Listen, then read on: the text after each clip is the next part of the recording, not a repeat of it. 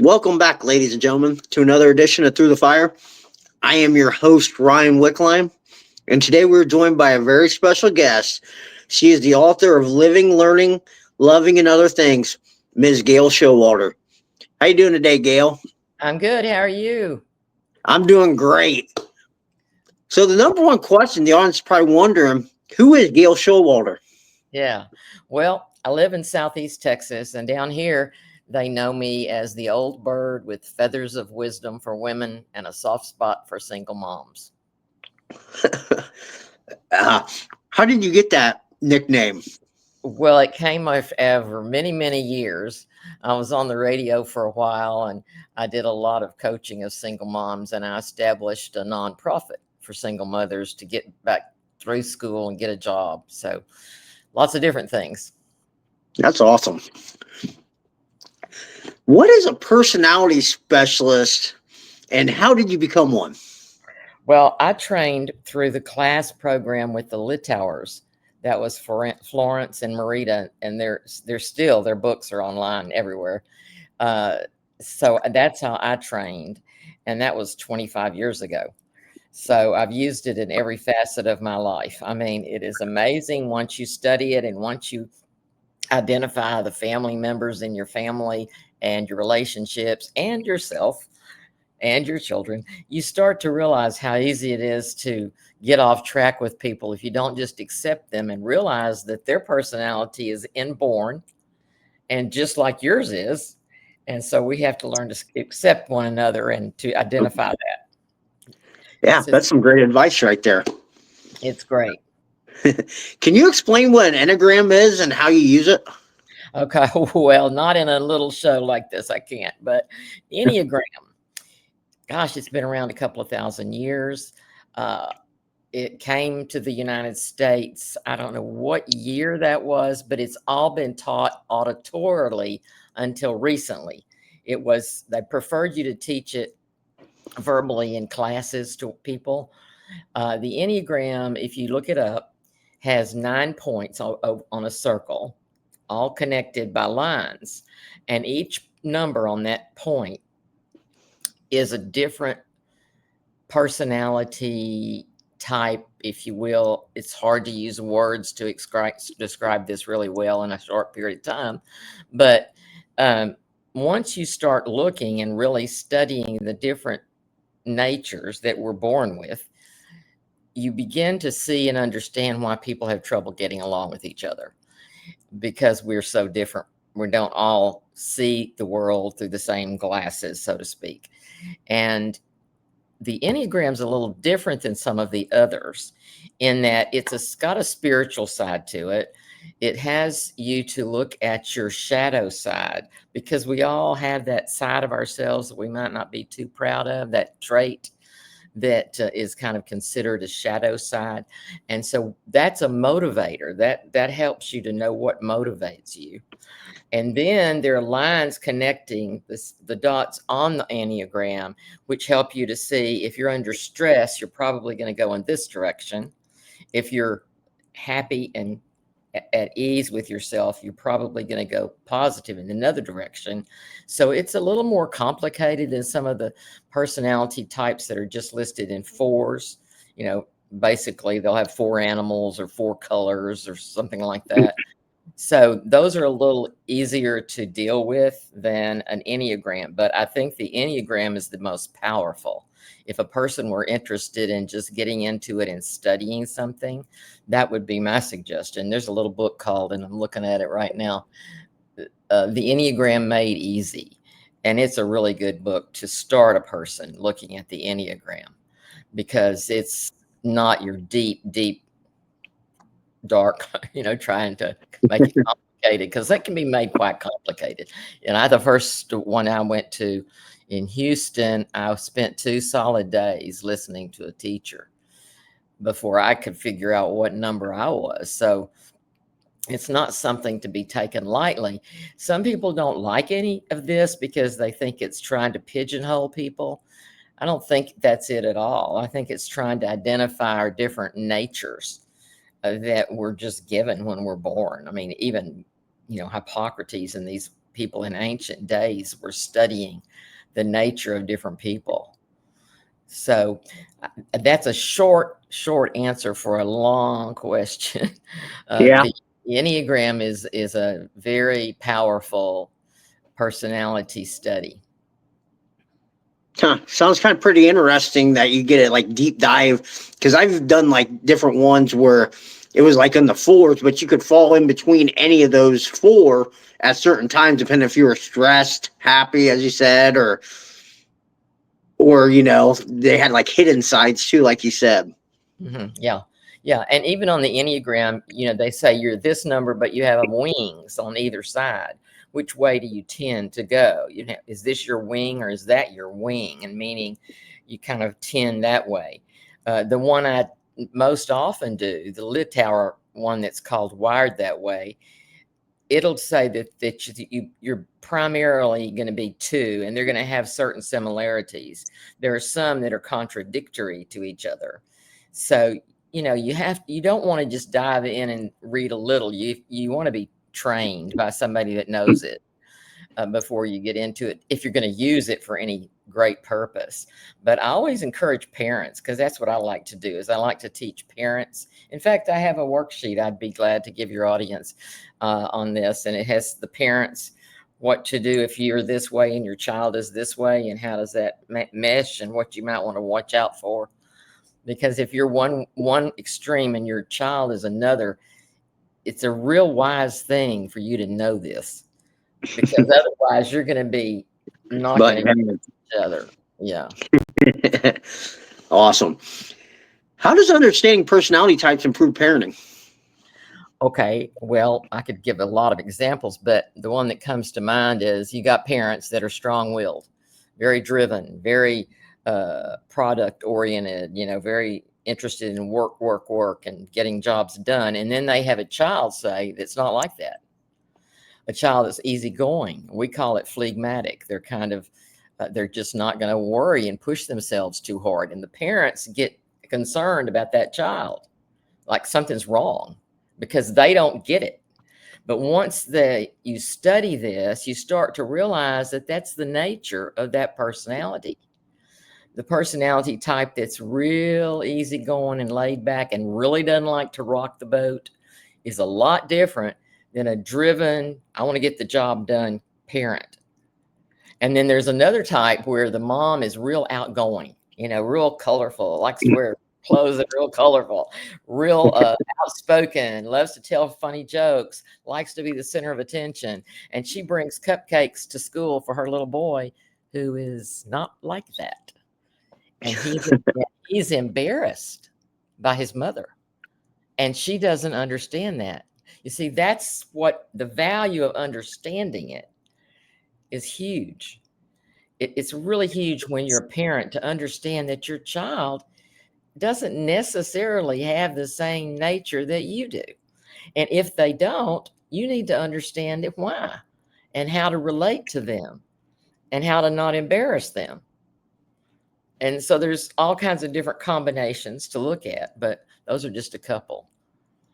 How many times have you seen that the parent and the child is complete opposites, so it clashes quite a bit? I haven't seen it a whole lot, but I've heard about it, and I've had people talk to me about it. And then when I've had them go, oh, now I understand. And they react differently than they did before. And Yeah. it makes a difference. And the child receives love unconditionally, as I am. You accept me as I am, and not just have to be just like you, the parent. So yeah, it's not, it's not, I'm not going to say it's terribly common, but it is. And depending if you have more than one child, those children are going to be different from each other. Yeah. Yeah, you're usually probably not going to have the children the same, and probably most of your children aren't going to be the same as the parents. True. Yeah. You just don't see it. I mean, you have how many times have you seen two brothers that just absolutely get along? I mean, I've lived a long time, and I know I can tell story after story after story of brothers that were at odds with each other. and just didn't have that connection you, as a parent, you wish they would have. I don't know why, but I can tell. I see it, and I see that they're two. It's almost like they deliberately don't do what the other brother is doing. Just to individuate, just to be different, just to say, this is the person I am. You can be that way. I'm going to be this way. I don't know the answer to all these things, but it's fascinating. Yeah, that is pretty true. I know I have two older brothers, and I do get along with them, but I mean, there's times where we clash a little bit. I mean, but like I think as we got older, it was easier to get along more because you know that they just truly cared, and you care for one another. So it's easier to get along like as we aged a little bit. That's good for you. That's really good. Good for you and your brothers too. Are personality tests accurate? I think they are. Most of them have been studied over many, many, many years and have been proved to be pretty valid. Once in a while, you'll get something, you'll go, that doesn't seem right. I'll tell you one story. My husband owned a dental practice, and we would employ people and interview them, and I know you're not supposed to, but I would give them this personality profile just so I'd get to know them. And this girl filled the personality profile out, and I didn't know they're going to hire her. They went ahead and hired her before I even knew it. And I looked at that profile and I said, something is not right. This girl is just not telling the truth, because she couldn't have answered the answers opposing each other, if you know what I mean. Yeah. And sure enough, she was full of lies. She was telling all kinds of big tales. She lasted maybe a week. I mean, you can tell a lot about these profiles. You can really tell a lot about a person. If you've studied it and you understand it, you can. Yeah, it was probably good to give them that test too, so you kind of understood how to communicate with them a little bit better too. Absolutely. And how they communicate with each other, and how they're going to communicate with other people. Yeah. What inspired you to write your book, Living, Learning, Loving, and Other Things? Well,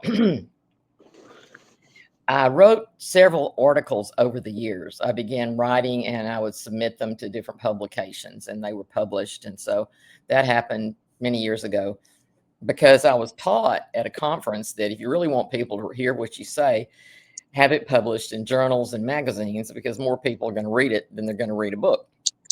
So over the years, I had numerous stories about different topics, including personalities.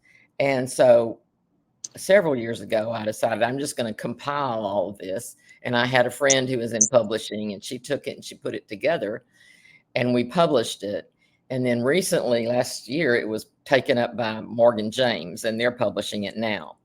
So I have boxes all over the place. I'm ready to give away. If anybody wants books, let me know. I'll ship them for a little cost.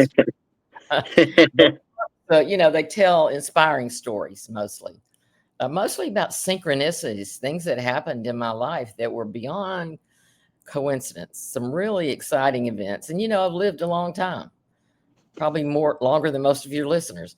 And I had some experiences that really should inspire other people. At least I hope they do.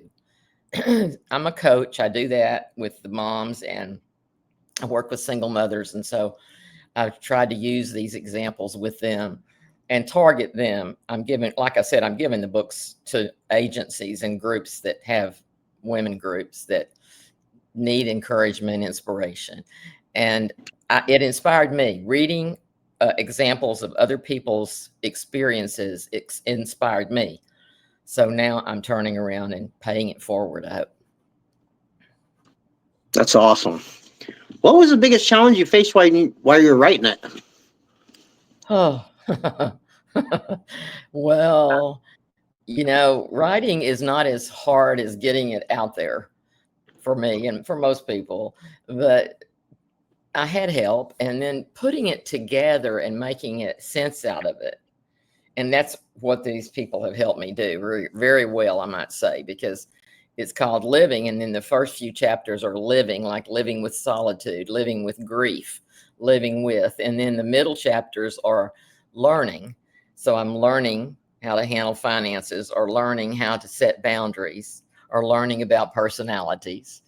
And then finally, loving, and loving the answer to prayer, and learning from others. I love the last chapter because I was a teacher of children who were blind. And I have some stories that are just marvelous that I have put together in that chapter.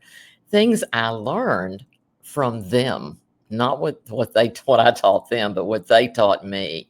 And in fact, I'm writing now on those three women that are grown, and what their lives have turned out to be. So that's it. I mean, that's my way of sharing, is to write. Wow, that's awesome. I mean, not everybody has that, can actually, write out a story and put it all together. Well, my background was in theater, and so I love the story, and I love the drama. And then I was an English teacher after that, so kind of all fit together.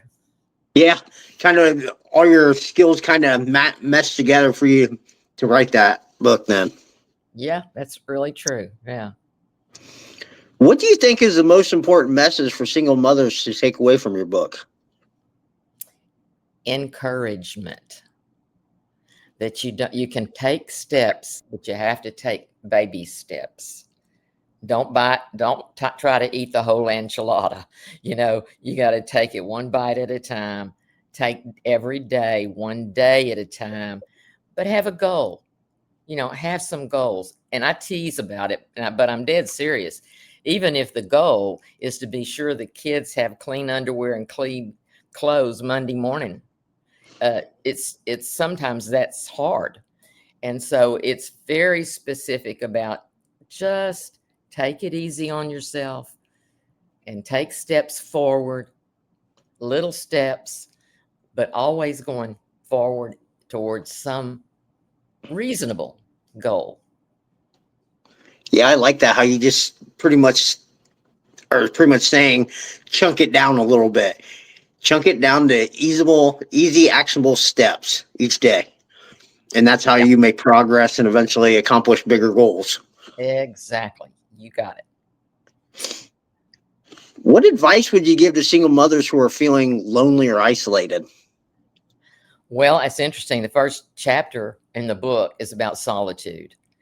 Um, some single moms have solitude if they're divorced and their former spouse takes the children for the weekend every other weekend. Some places that's pretty common. In that case, the mom all of a sudden goes from having kids everything and kids everywhere to nothing, to being by herself. Some women find that very difficult. Personally, I don't find it difficult. I think solitude is a gift. It's a gift we can give ourselves. And during the solitude is when you can make really good decisions. You can do it through prayer and meditation. You can do it through reading and study. And nowadays, everything, I mean, every question can be answered with the end of your fingertips. I mean, you can just go out there, find out what you want to know, find out what you want to do, spend some of that solitude time thinking about that. Don't run. A lot of people do. After a divorce, they run. They've got to go be active. They've got to be with people. They've got to play. They've got to party. They've got to go to the bar. They've got to, find another spouse. Boy, is that a mistake. Yeah. One of the big things I tell them is, and I'm not joking either, you need to do a complete autopsy on the previous relationship before you dive into another one. Open that up and find out what happened in that relationship that went wrong before you go into it. Because so many, I've seen it, they dive right into another relationship that wasn't that different than the one they were just in. Yeah.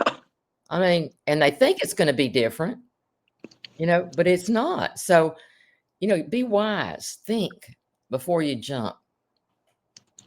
Yeah. What advice and tips would you give to somebody who can't be alone?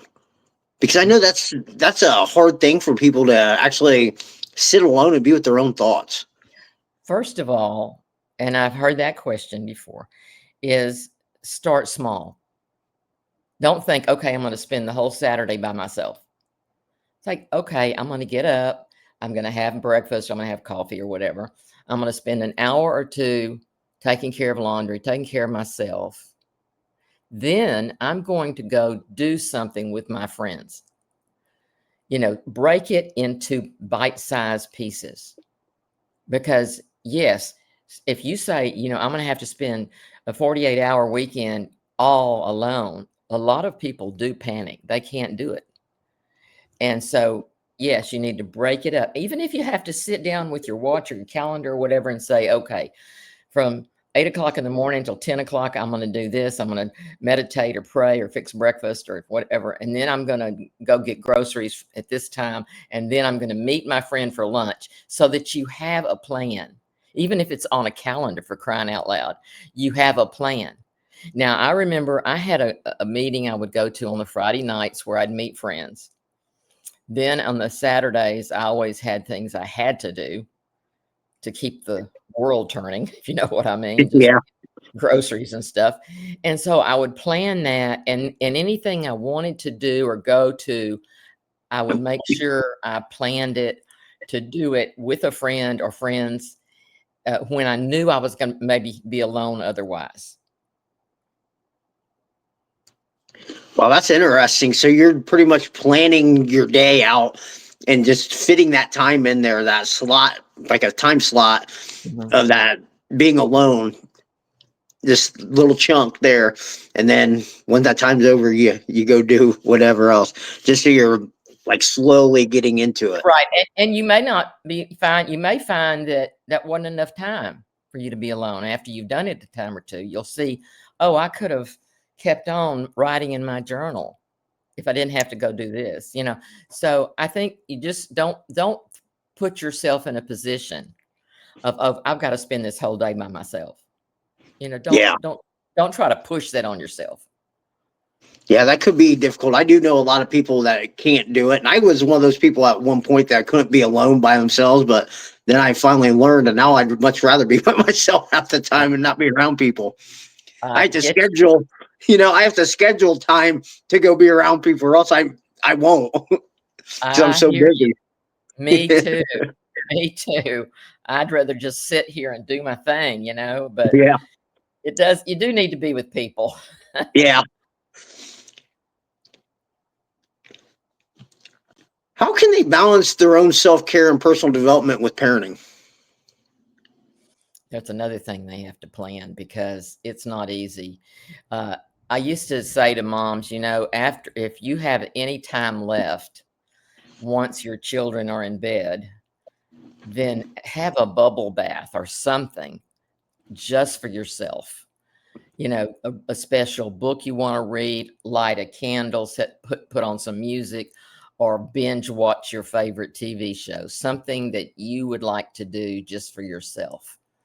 And you have to carve it out, because it's not naturally going to happen if you're a mom and you're single and you've got kids, especially if you have more than one kid. I had 3 in 3 years, and they were always kids, and their friends were there. And then, mom, can I have him over, and all this. And so it's just like chaos. Yeah.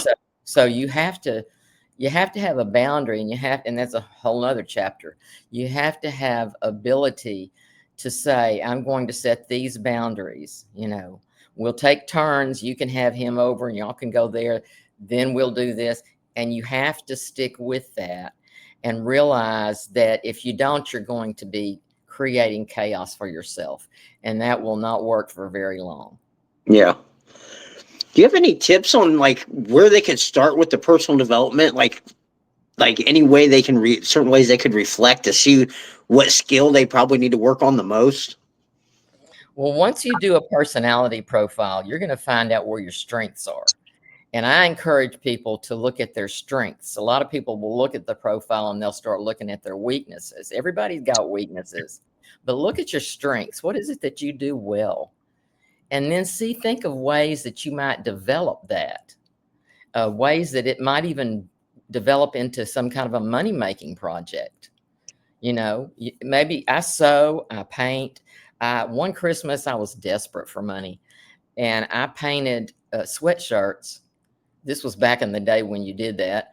And I painted sweatshirts and sold them. And I got a little bit of money for Christmas. So I have a list in the book on things that you might could do, looking at your strengths, things that you might could do that you hadn't thought of. And you can Google that. Goodness gracious, there's a zillion ideas for people, things you can try to do, but be reasonable. Don't be high pie in the sky, like I know I'm not writing a bestseller. Okay. That's not my goal. My goal is to help people. So I write what I can do to help people. But do something. Don't just sit around and moan about your situation. Great advice. What is the most important skill parents should teach their kids? Oh, self-resiliency. So you do not feel like you've got to be sucked into everything the other kids are doing. Have enough confidence in yourself and the little voice in your head that says, this might not be a good idea to go over there and egg somebody's house, or this might not be a good idea to, push that kid around at school. Listen to that voice, be strong, and have that self-assurance. If you can give a child that, they can make it through an awful lot in life. Man, that is such great advice, because I see so many times, because I coach athletes, like high school age kids, and I see some parents want to be the helicopter parents and come bail Yes. their kids out of everything. It's like, you're Yes. not letting them fail on their own. If you don't let them fail, they're never going to learn how to bounce back later on in life. Oh, Ryan, I'm so glad you said that. I met with parents once. This kid was probably 14 maybe, and he just wasn't doing anything. He just didn't want to do his work at all. Both parents came to school. The daddy and the mom came up there. We're worried. We don't know what we're going to do. He won't do this. We've already taken the TV out of his room. We've already taken the computer out of his room. We've already grounded. I said, whoa. I really got myself in trouble, because I said, okay, first of all, how did he earn those things in the first place? Yeah. Of course, they didn't want to hear that. And then I said, well, the best thing you can do right now while he's still in the 9th grade is let him fail. Let him realize that he can fail now before he's a senior in high school. Oh my gosh. My principal said, what did you say to those people? But I stand by that to this day. And I did it with my own kids. I let them. My daughter says, I didn't know I could make a D in chemistry. And I could have saved her. Teacher came to me because I was a teacher. What can we do? I said, well, it's her. She let her make her own grades. And she said, I found out that it was up to me. But the helicopter parents these days, they are not doing their kids any favors. Yeah, I completely agree with that. I've seen it one too many times where kids are failing and they're getting in trouble, and they just keep bailing them out. I mean, and it's like, nothing good is going to happen out of this. I mean, from my own personal experience, I didn't learn like how to grow up until I realized no one was coming to help me. That's the It was truth. all on me. Yeah, that's so true. And yet it's so hard for them to tell people that, and for them to get it. And I mean, I knew I shouldn't have said that to those parents, but I was a single mother, and I had 3 teenagers of my own. And I saw what they were doing, and I was just beside myself, Yeah. My kids I do mean, not you were have. coming from the right place, though. I mean, you were definitely coming from the right place. I tried. How can friends and family support single mothers? Oh, there's so much. There are 10 million single parents in the US, and 80% of them are women, mothers, and a third of them are in poverty. So whenever you see a single mom, just because she looks like she has it all together, let me tell you, it's tough. Give her a pat on the back, give her a gift card, take her a cake, do something. to let her know, this is not easy. I would go to the ballpark when my kids were in Little League, and all three of them were in Little League, and they were all three playing the same night. So I had to go from one diamond while one was batting and try to make it to the other diamond when another one was batting. And, it was hard.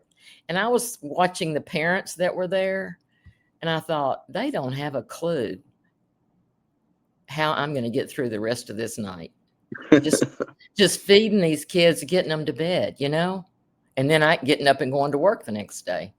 So if you have a chance to help a single mom, just let her know you're thinking about her. Just give her a break. I don't know, give her a gift card to Dairy Queen. That'd be really good. But I'm just saying, because not a day would go by when I couldn't have used a little help. Now, I had my mother, thank the Lord. I had my mother, and she was pretty good at helping us, I will say. And I had my job, which was hard. It's hard having teenagers and teaching them at the same time. But the thing is, don't say you don't know a single mother. I mean, they're just everywhere, unfortunately. And so that's what I do. I try to encourage them. I provide books, I provide material, and I do what I can to get moms through college. Yeah, that's a pretty awesome mission to have and purpose in life. Yeah, well, I have help. What led you to start coaching then? Well, I had a spiritual director, and I was talking to her years ago, and she said, you need to become a coach, because that's what you're doing, is you're coaching. So I trained until I could, and then I started coaching single moms. Yeah. Yeah. And How much did the teaching background kind of help you when you transferred into the coaching realm? it helped. It did. It helped because of the experience, and the experience that I knew with the people and with the kids and with the parents. You had relationships. And so I had relationships with parents, especially the last 10 years when I was teaching Braille. I got to know them. I still know them pretty well. And so there were these relationships that I built, and that helped me with the relationships with the single moms. Plus, the things that I had experience with, and I saw them going through something similar, I could say, I understand. I've seen this at school, or I've seen this with my students, or I've experienced this myself. Yeah. What types of services do you provide then? Well, I did one-on-one coaching with moms who needed it. And then we started a nonprofit that helps support. We bring a mom in one at a time, very carefully picking them and searching through their resumes and their letters of recommendation and that sort of thing before we bring a mom in to the program. And the program is called Single Moms Empowered. And we try to support them for 2 years. And that means with childcare, with tuition, books, with whatever they need to get through school. A lot of these moms, no one in their family has ever gone to college, and they don't have any encouragement. So we try to provide a safety net for them, to get through.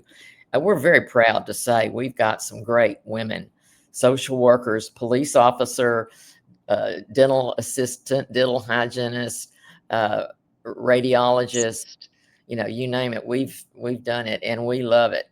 It's just a great experience. The best thing I can tell you is last May, one of the moms, as she was walking across the stage to get her diploma, her little boy stood up in the audience and screamed as loud as he could, "That's my mama."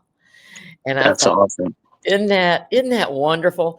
Because the kids get to see what mom is doing, and she can overcome these situations. And then she goes out and gets a great job in a hospital or something, significant, with insurance. So we love it. And I just, it's my goal in life to get as many through as I can get through. How hard is it though getting like these mothers, the single parents, to change like the story they tell themselves when no one around them has ever went to college and they're facing like a this mountain top? Yeah. Well, usually when the moms come to us, they have this vision, they have a goal. But what we try to do is to steer them to be realistic about it. Because, with you've got little kids at home, trying to get an RN from a 4-year university is going to be a little tough.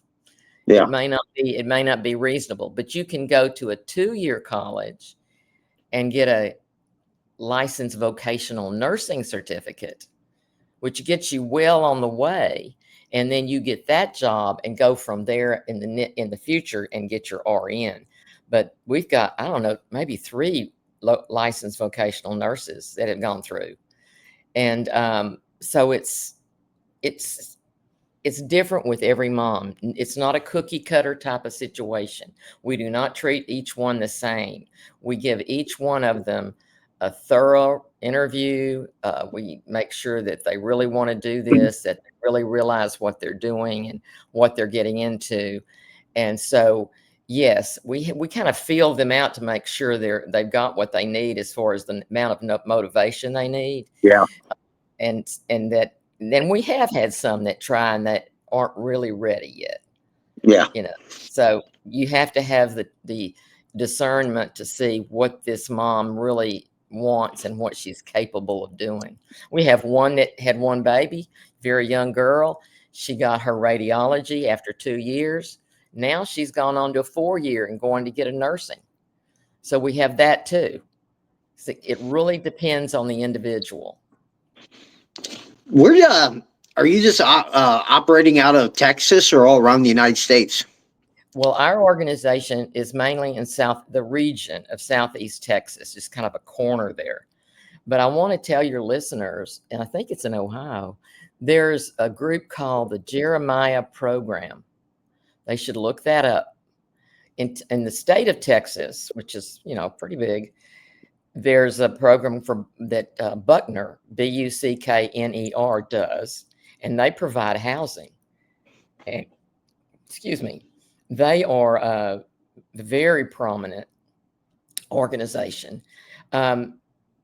There's another one in Austin. I forget the name, but anybody that's listening can contact me if they're trying to find something to help them get through. I'll see what I can do. I also am connected with an international organization that provides grants. That one of them is a continuing education grant for women that need to go to school, go back to school. And so if they're really, really interested, they need to contact me. That's awesome. Yeah, we'll definitely need to put all that in the show notes to help any single moms out there that want to get back to school or need help. What's probably you'd say is the biggest challenge that these single mothers face? I'd have to say it's financial and emotional, but mostly financial. And that leads into difficult emotional problems. Yeah. But, like I said, a third of them live in poverty. And that's a lot of children in the country living in poverty. And so that's a big issue. And I really resent the attitude that people have where they stigmatize single mothers, like they're all out there to live off the government and food stamps, etc. No young girl has a goal in her life to end up with babies and no husband. And that's not part of her plan. And so and the reason they get pregnant sometimes has to do with some things that happened when they were very young and shouldn't have happened to them. And so I just ask people to be more forgiving, more understanding, and more compassionate. Yeah, their biggest problem is financial. Okay. How can people get a hold of you? Gail Showalter.com. I have a website. I'm on Facebook. I'm on LinkedIn. I'm on everything. Instagram. Okay, I'll drop all that in the show notes too for anybody looking to get a hold of you too, to make it a lot easier. Okay. It's a good thing what you're doing, Ryan. I know it's hard work all day and then doing this in the evening, but really good thing. It'll be worth it one day. Yeah. Is there anything we haven't covered that you want to talk about? Oh, we could talk another hour sometime, but no, I think that's enough for today. All right. Final question. What is one piece of advice you'd like to leave our listeners with about overcoming adversity? Be kind to yourself and take one step at a time, one baby step at a time to move forward. Great advice. Gail, thank you so much for coming on here and sharing your insight with us. And thank you for all you do for single moms out there. Thank you You're for having definitely me. doing God's purpose. Appreciate it. Well, guys, that's going to be all the time we have here today. Remember, the only way to get what you want is go through the fire. Yeah.